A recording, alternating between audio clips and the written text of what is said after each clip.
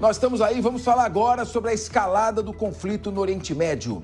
O Conselho de Segurança da ONU se reúne em Nova York após Israel ameaçar responder ao ataque do Irã, que ontem lançou mais de 200 mísseis em território israelense.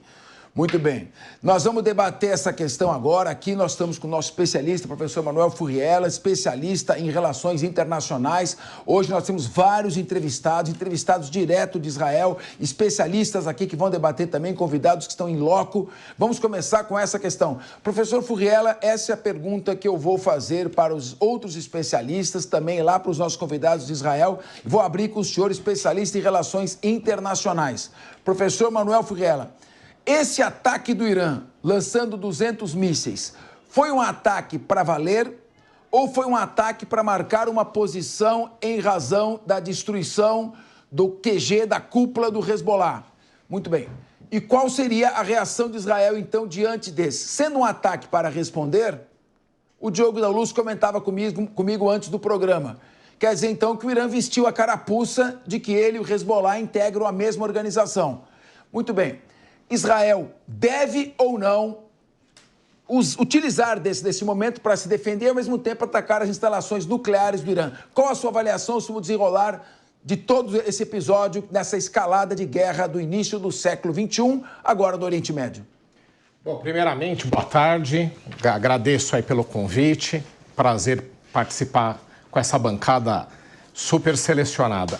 O que a gente tem que analisar para começar a entender um pouco, tentar entender o que está acontecendo, é de que, desde 1979, quando teve a Revolução Iraniana, os ayatollahs tomaram o poder, derrubaram um governo monárquico que era pró-Ocidente do Shah Reza Pahlavi, as relações entre Irã e Israel ficaram cada vez piores. Então, começa ali. Tem ano para a gente falar desse início, né, de tensões entre os dois. Só que o que a gente tinha de diferente de agora? O que a gente tinha é que o Irã indiretamente atacava Israel mediante o quê? A utilização de grupos insurgentes, grupos terroristas, como alguns denominam, paraestatais, de qualquer forma, grupos instalados no Iêmen, no Líbano e dentro do território palestino, principalmente da faixa de Gaza, para que esses grupos atacassem Israel. Então, o maior deles é o Hezbollah, esse que agora está em voga, está sendo muito mencionado. Então, esses atacavam Israel,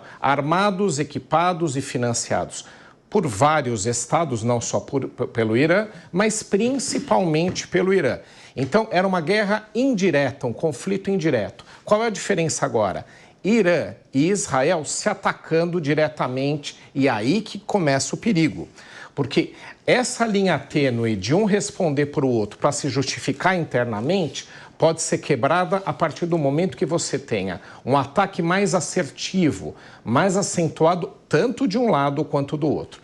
A gente teve, não é agora o primeiro episódio de ataques diretos, ainda este ano em um outro episódio, onde o Irã mandou drones lentos atacarem Israel. Para a sua população, o que disse o Irã? Respondemos a Israel. O que disse Israel? Repelimos o ataque e ficou por ali. Então, mesmo esses ataques diretos, eles têm sido dosados porque não interessa a nenhum dos dois um confronto direto. Uma guerra direta em largas dimensões, entre Irã e Israel, seria algo desastroso, inclusive para eles, preocupante, inclusive para as partes envolvidas. O que a gente tem agora, esse ataque do Irã, ele foi muito mais acentuado do que de outros episódios. A gente tem que aguardar a resposta de Israel. E a gente tem que torcer para que haja uma moderação, eles entendam que um respondeu ao outro e as coisas não evoluam. É o que a gente tem na mesa. Mas eu não queria deixar de tirar a preocupação. O clima piorou, se azedou e os ataques, as respostas de Israel ao Irã e de Irã ao Israel têm sido muito mais severas, assertivas, o que pode quebrar essa linha tênue e, infelizmente, levar aos dois ao confronto direto. Muito bem. Pessoal, o Luca Bassani já está por aqui também. Hoje vai ser um programa muito dinâmico, nós vamos debater com grandes especialistas, vamos trazer tudo para vocês aqui sobre esse conflito, a escalada do conflito, acaba de falar o professor Manuel Furriela. Luca Bassani, você está conosco? Estou sim, Capês. Boa tarde a todos. Muito boa tarde, Luca Bassani, você já está nos ouvindo. O Furriela está aqui terminando o seu comentário. André Lais também está aqui para trazer todas as informações mais atuais. Luca Bassani, o que você traz de novo por aqui? Eu vou perguntar para o André Lais também, eu quero a sua opinião. Vladimir Putin tem reiteradamente recomendado ao Irã contenção, porque numa escalada militar os Estados Unidos poderia ingressar ao lado de Israel e aí provavelmente a Rússia teria que abrir uma segunda frente, ainda que através de uma proxy war, através de uma guerra por procuração. O Irã lança 200 mísseis. Nós sabemos que ele tem mísseis hipersônicos, mísseis que correm velocidade de mais de 20 mil quilômetros por hora e tem alcance de até 2 mil quilômetros, pode atingir Israel. E foi um fracasso, ele não conseguiu atingir com nenhum dos mísseis. Na sua opinião, eu vou perguntar daqui a pouco a opinião do André Lais, um grande especialista. Você entende que foi um ataque para marcar um protesto contra o ataque ao grupo Hezbollah? Ou foi um ataque efetivo e o Irã pretende? Porque eu vi uma declaração do Irã dizendo que havia cessado as hostilidades, que o ataque havia cessado.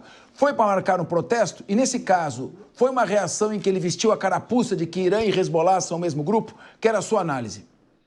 Boa tarde a você, Capeza, a todos os nossos debatedores. Eu acredito que este momento é importante a gente fazer uma análise, até pegando essa introdução muito bem feita do professor Manuel Furriela. O Irã é um país que eu já visitei, tem um povo muito amável, mas tem um dos governos mais tirânicos do mundo, principalmente com as mulheres. Tenho, inclusive, amigas que sofrem diariamente a repressão iraniana pelo fato de quererem estudar, de quererem trajar uma outra roupa.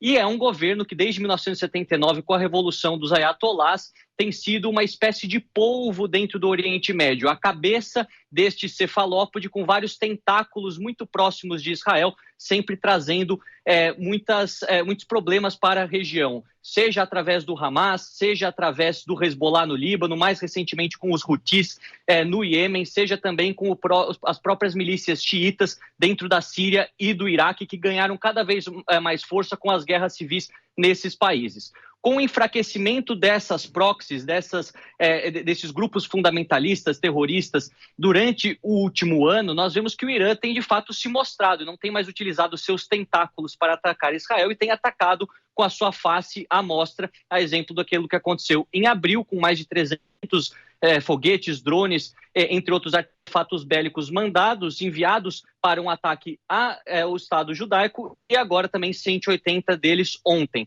Nós vemos que há sim uma espécie de resposta à morte de lideranças importantes do Hamas e do Hezbollah durante os últimos meses. Não podemos esquecer que Ismail Haniyeh foi morto, assim como Hassan Nasrallah, liderança do Hezbollah, desde o final dos anos 80, começo dos anos 90, ao mesmo tempo em que há essa questão interna. Eu sempre digo que o Irã tenta se projetar como uma potência regional, nunca conseguiu porque os países árabes não o permitiram. Lembrando que o Irã é um país persa de maioria xiita, enquanto grande parte do mundo árabe segue a vertente sunita do Islã, ao mesmo tempo em que há essa questão interna, uma pressão para mostrar à sua população que é um país forte, que tem lutado contra o inimigo externo, que é o Ocidente, que é os Estados Unidos, que é o Estado de Israel, e, portanto, precisa dar uma resposta à altura quando se vê enfraquecido após ataques sucessivos de Israel para eliminar essas lideranças terroristas. Eu acredito que foi uma resposta muito maior do que aquela que nós vimos em abril, portanto, os israelenses tendem a responder e não vão deixar elas por elas, como deixaram naquela ocasião, mas, ao mesmo tempo, eles fazem tudo de maneira muito calculada, porque, como o professor Furriela colocou, e eu também concordo, uma guerra generalizada, uma guerra total contra Israel, colocando duas das maiores potências militares daquela região em confronto, não é interessante neste momento, nem para o governo dos Ayatollahs, nem para Netanyahu, que está tendo também ainda que lidar com as questões internas próximas às suas fronteiras, e nem para a região como um todo, economicamente falando. Nós sabemos a produção de commodities energéticas por parte dos países daquela região, principalmente o Irã, as rotas comerciais, Estreito de Hormuz, Estreito de Bab el-Mandeb, Mar Vermelho, Canal de Suez, tudo que nós precisamos no mundo, pelo menos no continente africano, asiático e europeu, passa necessariamente por essa região, e por isso nós vemos que não há um interesse para que isso aconteça, e muitas potências, muitos líderes importantes tentando falar que tentando desescalar, tentando trazer essa guerra para o menor estado possível e não se tornar generalizada. Inclusive, hoje, o secretário-geral das Nações Unidas, Antônio Guterres, mencionou a respeito deste ataque pelo Irã. Ele foi cobrado por Israel para condenar os ataques. Nós separamos um trecho da fala de Antônio Guterres. Vamos acompanhar. Como já deveria ter sido óbvio ontem, no contexto da condenação que eu expressei, eu novamente condeno fortemente o enorme ataque de mísseis do Irã contra Israel ontem. E esses ataques, paradoxalmente, não ajudam em nada na causa do povo palestino ou em reduzir o seu sofrimento.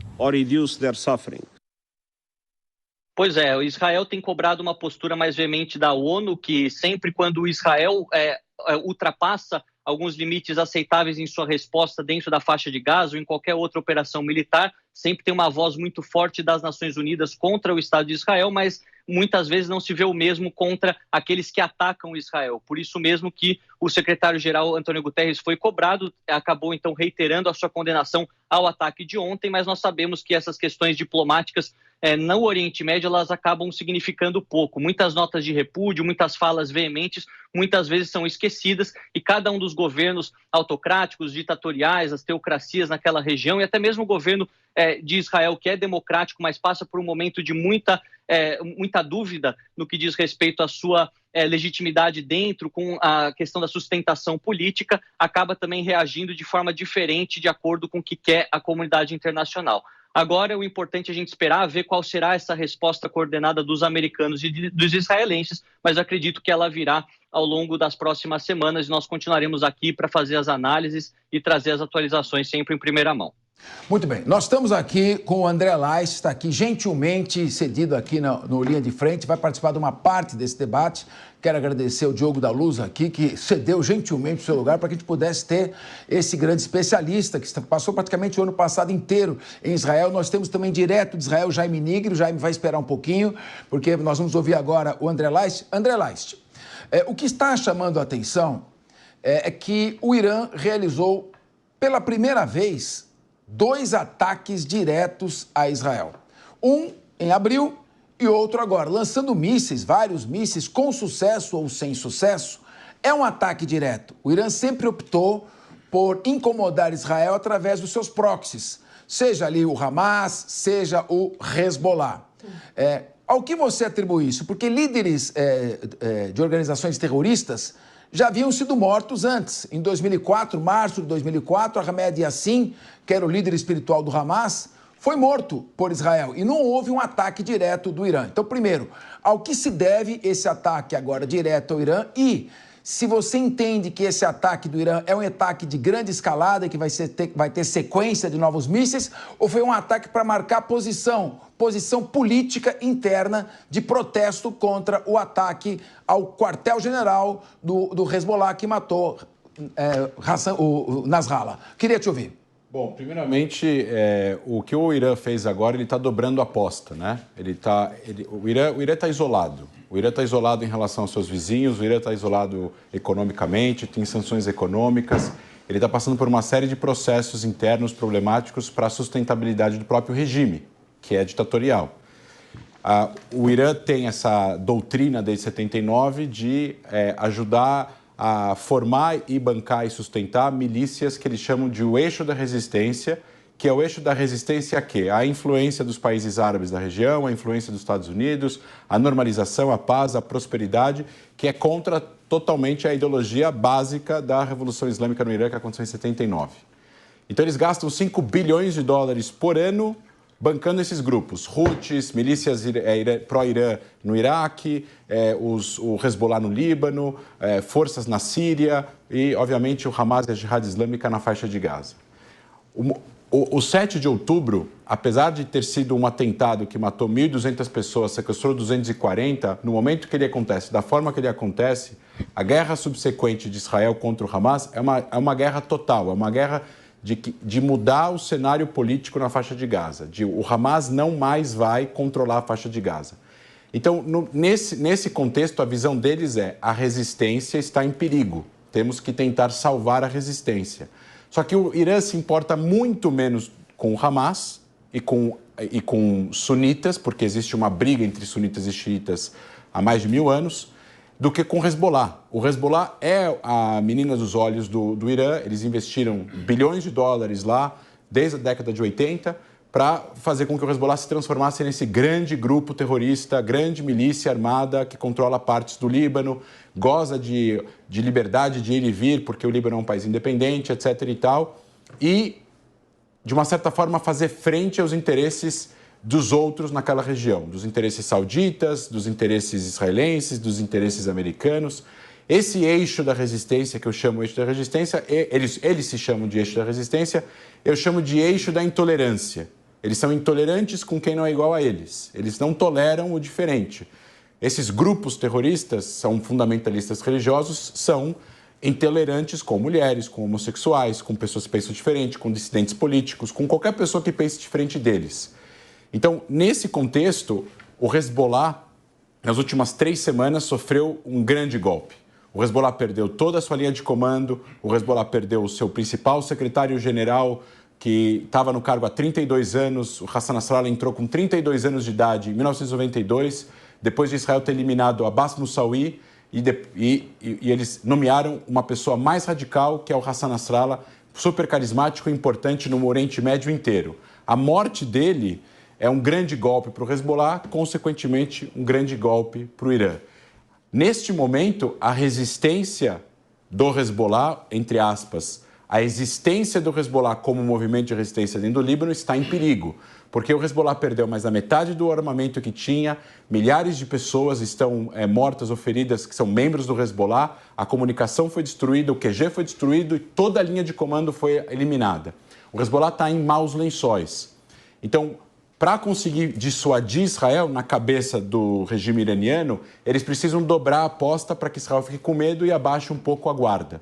Só que essa aposta dobrada não vai funcionar. Por quê? Como você bem falou, os iranianos enviaram, acho que 300 mísseis e drones em abril, que eles dizem serem resposta à morte de um general iraniano na Síria que estava ajudando o Hezbollah a se armar, por isso que ele foi atacado. Eles dizem que isso foi um ataque ilegal, apesar de ele estar participando do conflito armado e perante a lei internacional, ele era um alvo legítimo. Ele, não sei o que um general iraniano estava fazendo na Síria, transferindo arma para o Hezbollah. E eles atacaram Israel, só que eles não tiveram nenhum sucesso nesse ataque. A Força Aérea de Israel, junto com a Força Aérea da Jordânia, Arábia Saudita, a França, Estados Unidos e outros países da região, engajaram nesse projeto de defender os céus do Oriente Médio e evitaram que a maior parte desses artefatos chegassem em território israelense. Foi um grande sucesso. Então, nessa humilhação que o Irã já sentiu por não ter atingido o objetivo em abril, Israel decidiu fazer um gesto muito pequeno, que foi destruir um radar de uma base, de um sistema antiaéreo de uma base nuclear, para mostrar para os iranianos, nós conseguimos atingir qualquer lugar dos seus lugares mais sensíveis, mais estratégicos dentro do território iraniano, sem invadir o espaço aéreo iraniano, porque o avião ficou sobrevoando apenas o Iraque, quando ele disparou o míssil. E foi apenas um avião e um míssil. O que o Irã fez? Ele absorveu, ele mentiu, falou que explodiu alguma coisa de gasolina na base, e ele fez um que a gente chama de downplay. Esse downplay permitiu que os israelenses não assumissem, e aí as coisas ficaram desse jeito até esse momento.